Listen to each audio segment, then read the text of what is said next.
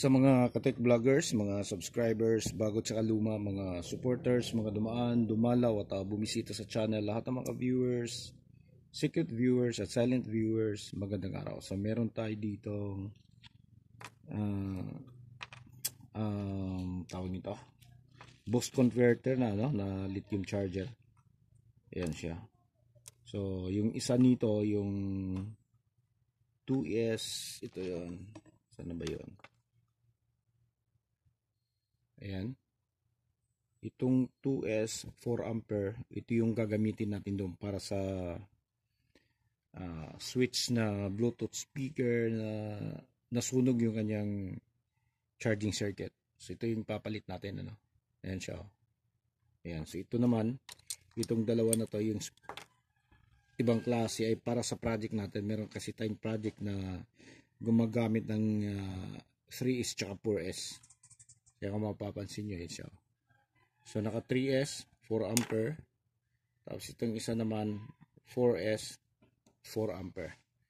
So itong mga ganitong circuit, ito yung madalas na ginagamit ngayon sa mga Bluetooth speaker na gumagamit ng 7.4 volts battery na naka Type C. Mga ganito. Okay? So ganito yung mga circuit nila sa loob. So yung voltage input nito, yung kung makikita na ayan, nasa 3.6 volts.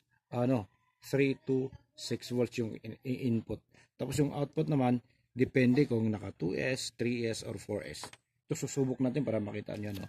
So kapag nagkakabit kayo ng ganito, at nagsiseries kayo ng tawag nito battery, kailangan pa rin natin gumamit ng BMS. Kasi kapag hindi natin gagamitan ng BMS, ay hindi magiging balance yung charging niya. So sa mga susunod na video naman, yun naman yung papakita natin kung totoo nga bang hindi balance. So try natin, ano. So ano ba to? So 2 is 4 ampere. Okay, so ito yung pang 7.4 volts, yung 2S.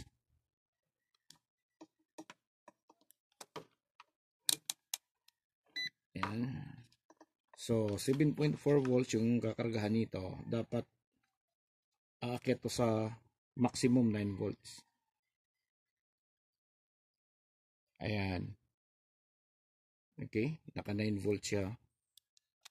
Pagkatapos 3S, so dapat nasa mga ano to, 15, ilan ba? 15, ilan ba to? 13, iwan ko lang, try natin.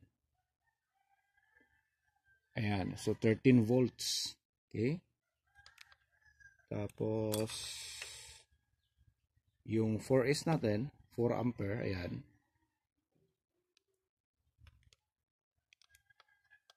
Ay nasa siguro 17 or 18. Ayan, 18 volts. Okay? So itong umiilaw na to, ayan siya. Kapag walang charge o walang nakakabit na battery dito, nagkukulay blue siya. Para siyang power indicator, ano? Pero kapag may nakakabit na battery, ito yung ilaw, yung kulay pula. Saka pa ito magbo-blue kapag naka full charge siya. Ayan.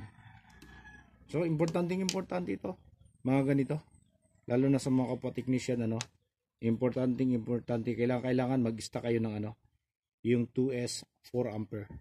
Ayan. Okay? So abangan nyo na lang doon sa gagawin nating switch na Bluetooth speaker. Papakita natin sa inyo kung saan natin to ipipwesto.